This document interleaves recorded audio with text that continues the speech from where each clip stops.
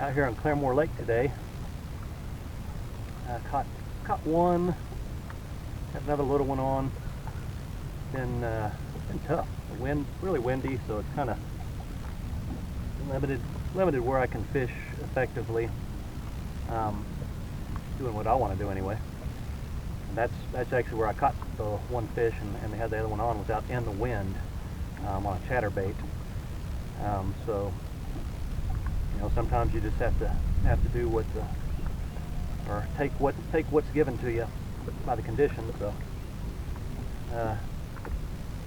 tough fishing, but a good day to get out. Beautiful out here. The water temperatures I've seen between 56 and 59.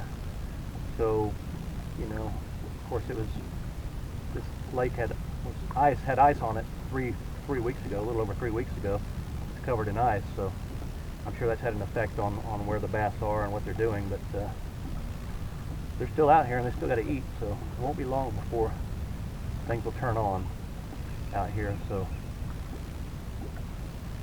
I'm gonna finish up here. I've got about another 30 minutes before the sun goes down, and hey, it's been fun day out here giving it a shot, and hey, maybe I can put one more in the boat before I have to take off. So here we go.